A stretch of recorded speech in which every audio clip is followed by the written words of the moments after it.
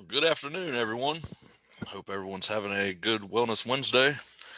And I'm glad that you're all here to be present and practice the pause with me on this Wellness Wednesday. And what we like to do here is talk about wellness. Maybe you've heard that term wellness used before, and maybe you've got all type of different ideas about what wellness means to you. And I like to share a little bit about what I found out about wellness and how that can apply to our life. One of the things that I like to do here to get started with practicing the pause, like I say each time, I like to try to stay true to the name, which is practicing the pause. It is a practice, and one of the practices that we use here on practicing the pause is mindfulness, a technique called mindfulness. Maybe you've heard about that before. A lot of these things that I share here each time is stuff I've shared in the past. And so I continue to reiterate these things and continue to go over these things time to time is so that we can get familiar with these ideas and really have a better understanding of what some of these things are that can help increase our wellness in life. So, mindfulness is the basic human ability to be fully present. That's what we want to do now, here, at this time. We want to be here, we want to be present, we want to be mindful of what we're doing, mindful of that we're here and we're here to learn about wellness, that we're here to practice self care and to truly show ourselves a better way to live, a good quality of life. And so mindfulness is this basic human ability to be fully present, this awareness. We want to bring this awareness to what we're doing right here, right now with our time. We're aware of where we are and what we're doing, and that we're not overly reactive or overwhelmed by what's going on around us. Have you ever felt like that? I tell you, sometimes I can feel my stress levels rising, even to the point where almost you can feel I can feel myself even shake a little bit. That you're just set on edge that much that your nerves are reacting to that amount of stress. Have you felt like that before? You've been so stressed, you just feel overwhelmed that you're just overly reacted and overwhelmed by what's going on around you. This mindfulness can help us to get into a better state of being. That we're not to live that type of way with being overly reactive or overwhelmed and stressed out all the time. No, this mindfulness can help us to be present and aware of what we are doing and where we are. And so it's a good practice to have, to get familiar with. In mindfulness, it's not all about, being in your head. I know the word mindfulness, has the word mind in there, but it's not all about being in your head. You can practice mindfulness by sitting down for a formal meditation practice. And hopefully that's where you're at right now, is you're able to sit down, you're able to find a good place to sit and get ready for this practice, to practice the pause. You can practice mindfulness by sitting down for a formal meditation practice or by being even more intentional, being intentional and aware of the things that you do each day. That's practicing mindfulness. I've shared in the past how I like to get started with creating an environmental wellness. What's my environment look like? And, I can do that by being mindful of what I'm doing and, uh, it can be just a simple task, even a simple task of, let's say, pouring a tea. A lot of times I like to start with wellness and to get into that place, that state of being, by some tea that I drink. There's some teas that I use to help reduce stress, and so even the mindfulness practice of even pouring pouring the tea, I can be mindful there of what I'm doing. I watch the tea as it goes down, as I'm being mindful of pouring the tea, and I can be mindful of, even the aroma of the tea and then the taste of the tea. I'm being mindful of all those aspects there, mindful of what I'm doing. We can be mindful with nearly every task that we perform in a day. It could be brushing your teeth. It could be eating lunch. It could be talking with friends or exercising. All those tasks and many more can be done mindfully. And so when we are mindful of our actions, we pay more attention to what we are doing. It's the opposite of just going through the motions. Instead, you are tuned into your senses, noticing your thoughts and emotions. And so by building mindfulness into your daily life, you can practice mindfulness even when you're too busy to meditate. Maybe you've joined in the past and you've been a part of these meditations. Maybe this is the first time with you tuning in here and you're not really familiar with meditation. Meditation is another practice here that we use, even as mindfulness meditation. And so if you're not familiar with meditation, it can kind of feel uncomfortable there at first, even just practicing the pause. Not, a lot of times we can form these other addictions. Some forms of addictions can even be cell phone use.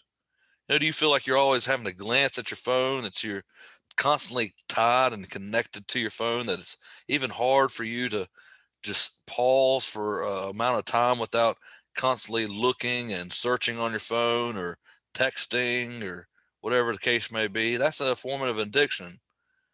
And that's what's something that we need to try to separate ourselves from. Mindfulness and meditation can help us to do that. But just has to be intentional. I use that word a lot here with practicing the pause. It's a lot of things that we do here has to be intentional. Setting aside the time to practice the pause with meditation and mindfulness, you have to be intentional, whether it be setting it on the calendar or your planner, saying this is the time I'm going to take out for myself, for my own self-care and wellness, and you're not going to let anything distract you. And the cell phone can be a distraction. And so, if you're not used to meditation, you might feel some of that anxiety of having to constantly look and search on your phone. You might feel that anxiety build up. That's okay. It's normal. If you're used to being attached to your phone and used to constantly be busy doing something, always having something having to go on, that can be an addiction. And so we really want to break some of those addictions by intentionally setting this time. And you might feel uncomfortable. Like I said, that can be completely natural. If you're not used to meditating, and even if you are, sometimes those things can still come back up. So it's good to practice these things and to continue to practice them. And so, like I said, if you're just beginning meditation, you might just want to start with just a short time, such as 5 or 10 minutes. Eventually, you can build up twice as long, then maybe up to even 45 minutes. And if you're just beginning, you might look and say 45 minutes. Wow, that just seems like such a long time. When I first started meditating, I felt the same way. But now, since I've been practicing a little bit longer with this meditation practice, I can go longer. Some folks can even go 40 minutes to an hour. But it all starts there with the beginning of just, maybe a little bit of time, 5, 10 minutes. And you could use a kitchen timer if you're there, in the house. You can use a kitchen timer, or you can even, on your phone, you have a timer there. You can even use it. A lot of people, many people will do a session there in the morning. That's a good way to start the day there in the morning. And some even carry that out even into the evening. So you can do morning meditation and a evening meditation, or you can do one or the other. If you feel like your life is busy, that you just have just a little time, doing some, and I want to stress this again, that doing some, meditation is better than doing none.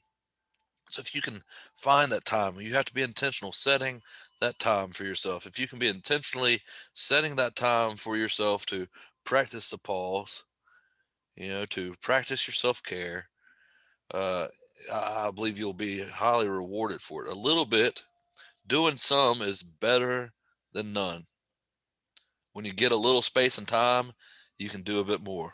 And so we just want to start where we're at. We want to start where we're at. I understand that life can be extremely busy. Be extremely busy. That's why it's so important to intentionally set aside a time where we can practice the pause and look after our own well-being and self-care. And so right now, I invite you to find a good spot. Maybe you're there at the house and you're in your home. Find a good spot there in your home, ideally where there isn't much clutter and you can find some quiet. It's good to find those places. It's good to create those places. I talk about that a lot too. Is you want to create this environmental wellness. Create it for yourself where it's not too much clutter and you can find some quiet. And then make sure you leave the lights on. I've talked about that before too. Once we get to this state of being, this state of serenity and peace, when we start calming ourselves down, when we begin meditating, it can be really easy just to feel so relaxed where you fall asleep. And so if you have the lights off, you might feel even more apt to falling asleep. So keep the lights on. Maybe you're outside. You have natural light. That's perfectly fine. You can sit outside if you like, but choose a place with little distraction.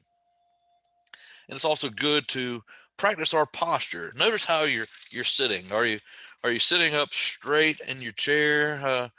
Look at your posture. Begin practicing good posture as you begin this stage of a period of meditation practice, or simply as something to do for a minute. Just kind of check your posture, kind of see what your body is doing. And maybe it's time just to stabilize yourself and find a moment of relaxation before you begin with this practice. So go ahead and kind of see what your body is doing. Get comfortable, get nice and relaxed. If you have injuries or other physical difficulties, you can modify this practice to suit your situation. So maybe you might have trouble sitting. There's a walking meditation that you can do.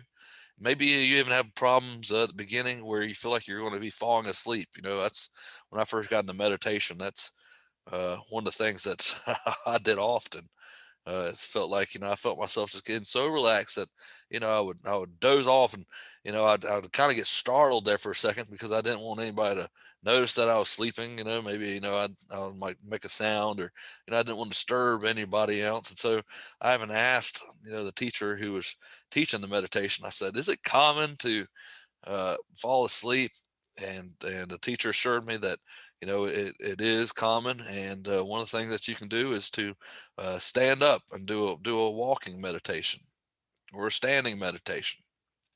So whatever the case may be, if you've had physical injuries or you have some physical difficulties, you can modify this practice to suit your situation.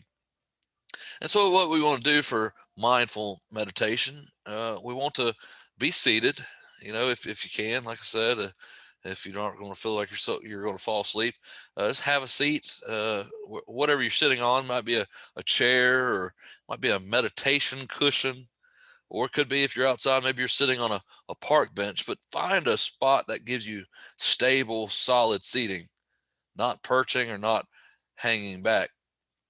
Notice what your legs are doing. If you're on a cushion on the floor, you can cross your legs comfortably in front of you. If you already do some kind of seated yoga posture, go on ahead and you can do that. If you're seated on a chair, it's good that the bottoms of your feet are touching the floor. This kind of brings about some grounding. Grounding can be important there for mindful meditation, that you're really aware of your surroundings and you feel grounded. Straighten, but don't stiffen your upper body. So make sure your upper body is nice and relaxed. The spine has natural curvature, so just let the back do what the back does. Just let it be there. Your head and your shoulders can comfortably rest on top of your vertebrae. You can situate your upper arms parallel to your upper body. Let your hands drop onto the tops of your legs. With your upper arms at your sides, your hands will land in the right spot. Too far forward will make you hunch. Too far back will make you stiff. And you're just tuning the strength of your body, not too tight and not too loose. You can drop your chin a little and let your gaze fall gently downward. You may let your eyelids lower. If you feel the need, you may lower them completely, but it's not necessary to close your eyes when meditating. You can simply let what happens before your eyes be there without focusing on it. So just let it be. You just want to kind of be in just this relaxing state. Be there for a few moments. Just relax. Bring your attention to your breath or the sensations in your body. And so let's begin with just a nice smooth in breath together. Inhale there through your nose. Nice, smooth, relaxed inhale, and then release and exhale through your mouth. The out breath. And you might feel that you're carrying around a lot of stress. Maybe you can even sense it in your breath. Maybe, it feels like you're just catching your breath, that, your body is saying, wow, now I can actually unwind. Now I am feeling like I can just breathe. That's what we want to do. We want to be mindful of our breath. We want to be mindful that we're breathing with the in breath through the nose. Nice, smooth, steady in breath through the nose, and then nice, relaxed out breath through the mouth. And you might even want to, with the out breath, to even make that sound of just breathing out. It's okay. It's okay to do that. That out breath. Just releasing through the out breath. Do another in breath, in through the nose. Hold it and then let it go there through the out breath. Feel your breath. Some say follow it as it goes out and as it goes in, with the in breath and the out breath. There's some versions of this practice put more emphasis on the out breath, and for the in breath, you simply leave a spacious pause. Either way, draw your attention to the physical sensation of breathing. The air moving through your nose or mouth, the rising and falling of your belly or your chest. Choose your focal point, and with each breath, you can mentally note breathing in, breathing out, breathing in, breathing out. Right now, we're just mindful of our breath. We're mindful of the in breath, and we're mindful of the out breath. We're bringing mindfulness and awareness to our breathing. And as we breathe, inevitably your attention will leave the breath and wander to places. You ever get like that there? I think we all do in our meditation. We'll be there, we'll be focusing, we'll be concentrating on our breath with the in breath and the out breath. We'll be so relaxed. Maybe we have our eyes closed and our minds begin to wander. That's natural. It does that. It's doing what the mind likes to do. The mind is energy. It's constantly at play. And so your attention inevitably will leave the breath and wander to other places. Don't worry. There's no need to block or eliminate thinking. So many think that meditation is about not thinking. Thinking about not thinking. That's just simply not true. It's more about mindfulness. We're focusing on our breath. And so if your attention will leave the breath and wander to other places, don't worry. There's no need to block or eliminate thinking. When you get around to noticing your mind wandering, in a few seconds, a minute, whether it be 5 minutes, just gently return your attention back to your breath. A lot of times I can catch myself, right? When I'm meditating, focusing on my in breath and my out breath, I'll notice, it can be almost like driving a car. Perhaps you've done that before. You've driven down the road and, it seems like your mind just goes somewhere else. And before you know too long, you snap out of it and you realize, wow, I've been driving and I wasn't even thinking about my driving. The mind can wander, and it can do that even with this mindful meditation. And so when you catch yourself, when you catch your mind wandering, whether it be a few seconds, a minute, or 5 minutes, just gently return your attention back to your breath. It's good too to practice the pause before making any physical adjustments. When you're meditating, sometimes you might feel an itch or you might hear a distraction. Uh, and so before, making any physical adjustments, whether, trying to scratch that itch, just be there just for a moment there before you move your body or scratch an itch. And with intention, just shift at a moment you choose, allowing space between what you experience and what you choose to do. It's practicing the pause there. You may find your mind wandering constantly. That's normal too. Instead of wrestling with or engaging with those thoughts as much, practice observing without needing to react. Just sit and pay attention. As hard as it is to maintain, that's all there is. Just come back over and over again without judgment or expectation. And when you're ready, gently lift your gaze. If your eyes are closed, open them. Take a moment and notice any sounds in the environment. Notice how your body feels right now. Do you feel better after breathing, after taking this time to pause? Notice your thoughts and emotions. And then pausing for a moment, decide how you'd like to continue on with your day. That's it. That's the practice. It's often been said that it's very simple, but it's not necessarily easy. The work is just to keep doing it. Results will accrue. So I hope you feel better after breathing and practicing the pause here. Um, Today I'd like to continue on with what we've been looking at. Let me get to my share screen here. We've been going over what wellness means and taking a closer look at what wellness looks like.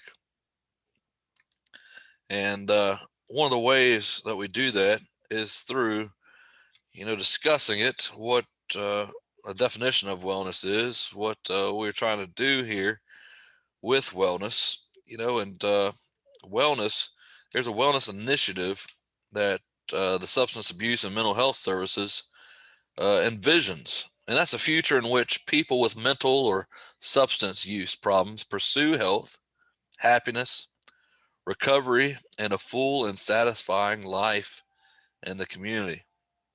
And so we've been discussing some of these things in the past. And, if you're just now watching and you want to catch up, there is our YouTube page at Wilkes Recovery Revolution. You can find it on YouTube. And it's got all our videos on there that you can check out. Like I said, we've discussed some of these things in the past. We go over what wellness is and what it means to us and how we can apply it in our lives. And, we've said in the past that each individual's path will be a bit different. So it's good to check out. It's good to check out those videos and kind of find out about some of these things that we bring up about, like I said, this emotional, not emotional, this dimension here of wellness. Emotional is one of those dimensions of this wellness wheel that we've talked about. Emotional wellness, intellectual wellness, occupational wellness, social wellness, financial wellness, physical wellness, spiritual wellness, and environmental wellness. And you can find out a little bit about what each one of those means in some of our past videos. And so, it's good to have a good understanding of really what wellness is. And by looking at these dimensions, it can really help us to see that wellness touches each area of our lives. And so working toward all of them in one way or another is a great goal because wellness relates directly to the quality of a person's life. And we do this, it's all tailor made for us. Each one of us has different schedules, and we go about this at our own pace and our own time, and within our own abilities. And so it's good to learn about wellness and what it means, and to define wellness. We've defined it in the past. It's broadly defined as being healthy in many dimensions of our lives. It's how we live our lives and the joy and fulfillment and health we experience. And all these things are connected. We've talked about this in the past, and we want to find balance. If it feels like so much, at different times and different areas of our lives that things can get out of balance, and that's a key word I believe for wellness is balance. It's making sure that we have time to do the things that make us feel happy and fulfilled, and each one of us are unique and how that looks, but balance is an important part of wellness. And it's good to practice the pause. So I'm glad that you are here today and watching and learning, and hopefully you're learning a lot more about wellness than when you first started. um, there's a lot that goes into wellness, and so I encourage you to watch some of these past videos that we've done, and continue to learn more about wellness, and find out what that means to you in your life. And one of the ways that we do that here with practicing the pause is by a self-assessment tool. And we look at each of these dimensions and we ask questions really to get a better understanding of what each one of these dimensions entails. And so we've looked at emotional wellness before, and we've given ourselves a score. If you've watched these videos in the past, if you've been a part of this in the past, you've got a score there, and we're going to add up those scores today. So if you have a notebook, if you have those scores written down, we're going to look at our last dimension here. As you can see, there's different dimensions we've gone through, and the last one that we're going to look at today is spiritual evaluation wellness. It's a spiritual wellness dimension, and that really is we look at the definition of spiritual wellness. Spiritual wellness defined as having beliefs and values that provide a sense of purpose and help give meaning and purpose to your life, and acting in alignment with those beliefs. So again, spiritual wellness is having beliefs and values that provide a sense of purpose and help give meaning and purpose to your life, and acting in alignment with those beliefs. All right, so I'll give you just a minute, and I hope that you have a piece of paper that's close by, and a pen or pencil. And if you will, let's go ahead and grab those right now. Grab a piece of paper and pen or pencil, and on that piece of paper, go ahead and number it to 1 through 7. 1 through 7. And we're going to ask a couple questions. I'm going to ask a couple questions here, and just kind of get a better understanding of what this spiritual wellness dimension looks like. And so I hope that you've went ahead and numbered your paper 1 through 7. The first question is this: do you take time to think about what's important in life, who you are and what you value, where you fit in and where you're going? Do you take that time to think about what's important in your life, who you are, what you value, where you fit in, and where you're going? How often do you do that? Do you do it usually? Do you do it sometimes? Uh, do you do it? Hang on 1 second. Freezing up here.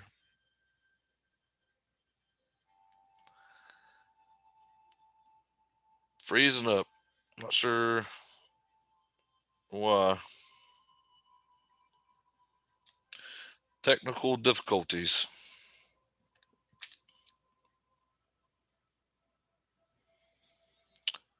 Well, then, it looks like my screen is frozen up there.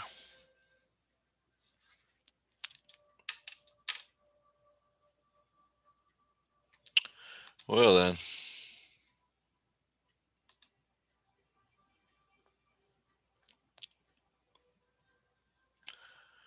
sure what to do. What's frozen?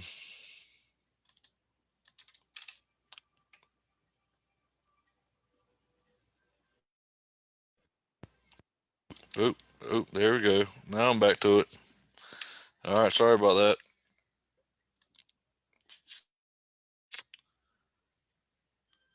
Screen sharing is paused. Resume share. Here we go. All right, hopefully we're back on track now. Like I said, we had some technological difficulties there. Again, I apologize. We're at the spiritual wellness dimension here, and here we go. All right, so we're back to question number 1. Do you take time to think about what's important in life, who you are, what you value, where you fit in, and where you're going? 4 is usually, write down a number next to question number 1. 4 is usually, 3 is sometimes, 2 is rarely, 1 is never. How often do you take time to think about what's important in your life? 4 usually, 3 sometimes, 2 rarely, 1 never. Question number 2. I have found a balance between meeting my needs and those of others. That's definitely difficult, especially if you're in service. It's critical. It's key to look at. Are you establishing some balance between meeting your needs and those of others? You feel like you're constantly just doing for others. You're not taking that time out for yourself. That can be a challenge. That can be a big challenge. Question number 2, have you found balance between meeting your needs and those of others? Put down a 4 for usually, 3 for sometimes, 2 rarely, 1 never. All right, moving on. Question number 3. Do you engage in acts of caring and goodwill without expecting something in return? Do you engage in acts of caring and goodwill without expecting something in return? You feel like if you do something for somebody else that uh, they're obligated to do something for you. They're expected to do something for you in return. Do you engage in acts of caring and goodwill without expecting something in return? 4 usually, 3 sometimes, 2 rarely, 1 never. All right, give me just a minute for that.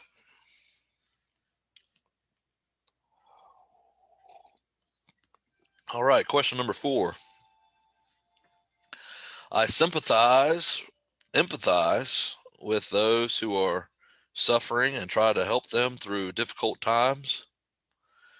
Do you sympathize and empathize with those who are suffering and try to help them through difficult times?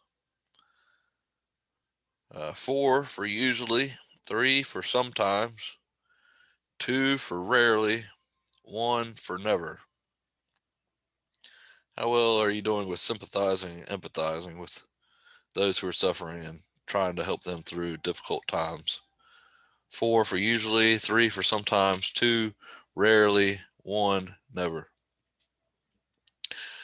All right, moving along. Question number 5. My values are true priorities in my life and are reflected in my actions. Are your values true priorities in your life?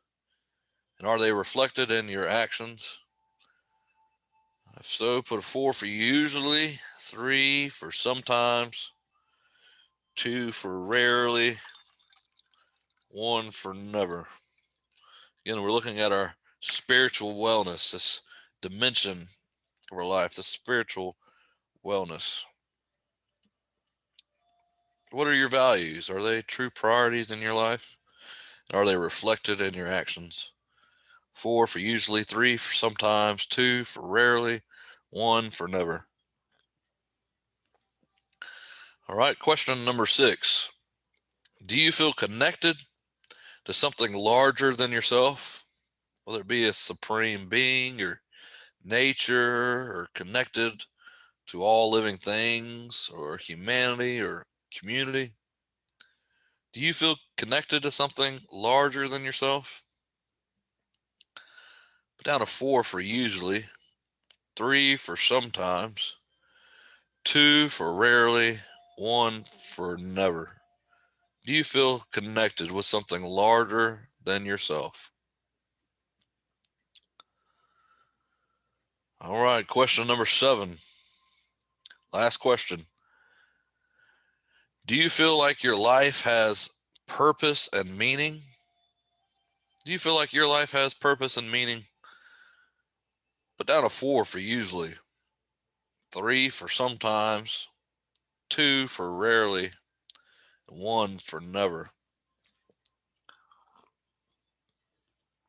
All right, got your numbers there next to those questions. Go ahead and add those up. Go ahead and add those up.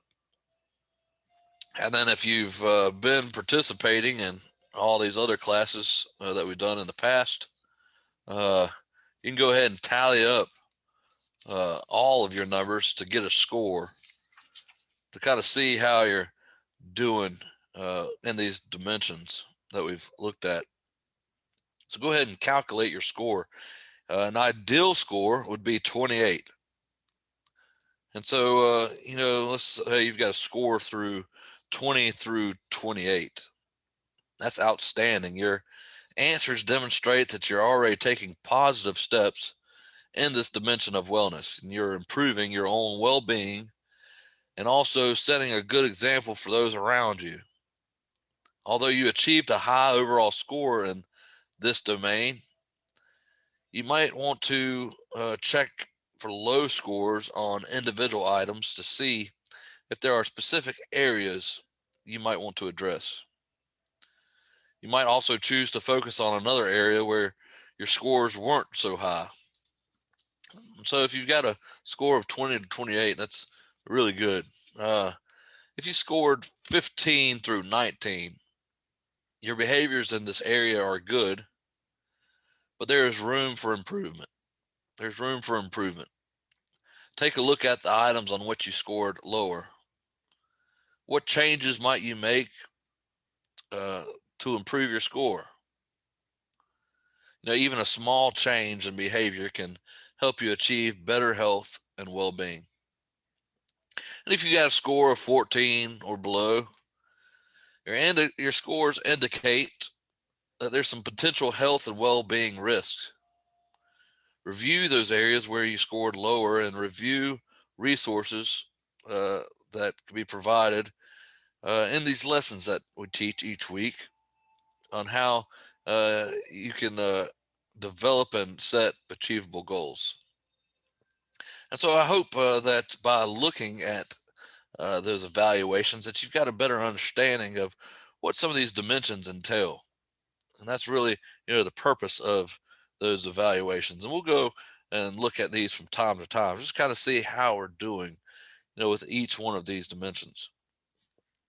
And so today I want to kind of review a little bit more and move along with what wellness is as we've been taking a look at it. And wellness is a journey. Wellness is a journey. So it's not just something that you do overnight and you're automatically fixed and you're automatically going to stay there. No, wellness takes work and it's a progress. Wellness is a journey. Wellness is a journey. So if you feel like you're not where you need to be, in some of these dimensions, it's okay as long as we're going the right way. We're going the right way. You might have heard this quote here, the saying that he not busy being born is busy dying. He not busy being born is busy dying. What's that mean to you? I believe it takes an action. It takes living. It's a pursuit of life. You're really going after the things that we want, and I believe wellness should be one of those things that we should want to have a quality of our life that is rewarding and Wellness is how we can get there. Wellness is not a static state. You don't just get well or stay well. It can take work and effort to dig down deep and discover what our true needs are.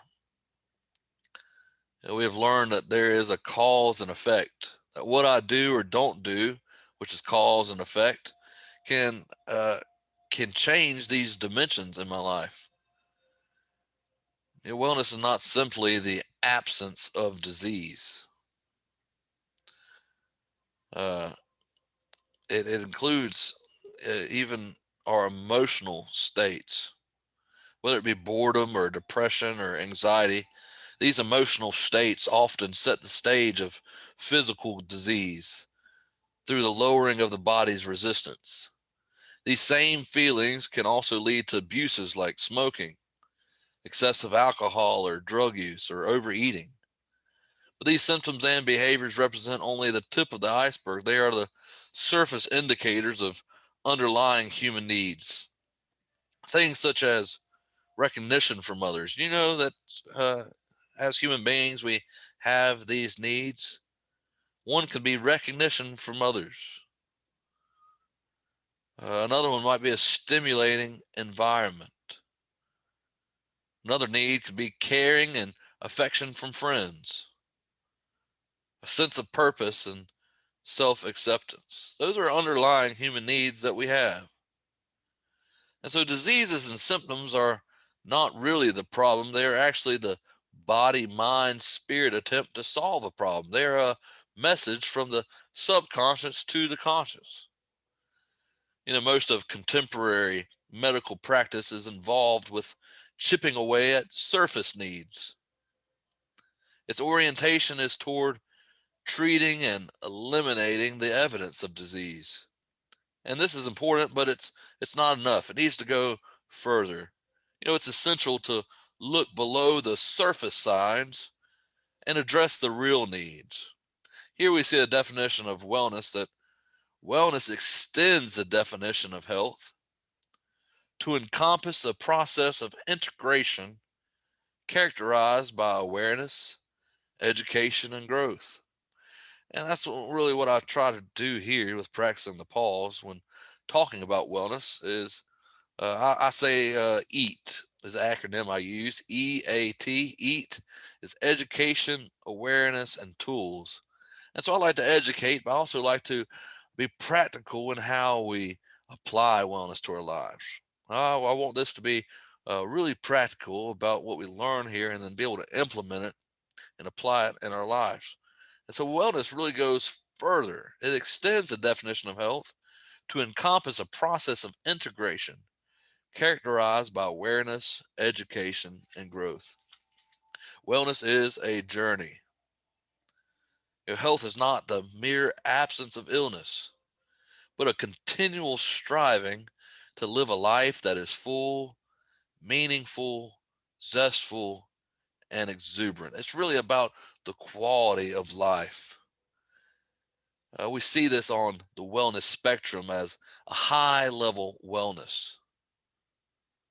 This wellness continuum, that's also been called, is by a man with the last name Travis, and he developed this wellness continuum, and it shows the positions on the field of wellness with an eventual goal of self actualization. It's self actualization means becoming your best self. It's the potential. It's who you are becoming. We've looked at this illness wellness continuum before, and it illustrates. You see it here.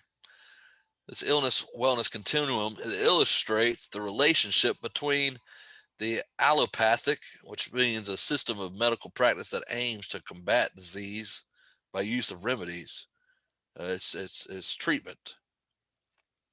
It Here it shows the relationship between the allopathic medical paradigm or any other symptom treatment system and the wellness paradigm, which is based on self responsibility. That's one thing I really had to look at there in my recovery journey. seemed like a revelation to me. I was so used to being told what to do with my life, whether it be, going to school, getting in trouble at school, whether it be the law and getting in trouble with the law. I was so used to everybody else telling me what to do with my life that it seemed like I never really took the time to examine my life and ask the question, it's my life. What am I going to do with it? That's self responsibility. And wellness also is based on that. It's based on self responsibility. I have a role to play regarding my own health and wellness. And that's why I stress the importance of being intentional. It's almost like taking the bull by the horns, right? I have to be intentional with what I'm doing, how I'm living my life, what I find to be important, and stick to those things. This continuum here that we see before us, moving from the center to the left, shows a progressively worsening state of health. You see, it's moving through the signs, symptoms, disability, and towards premature death. It's moving from the center to the left, and it shows a progressively worsening state of health. Moving to the right of center shows increasing levels of health and well being.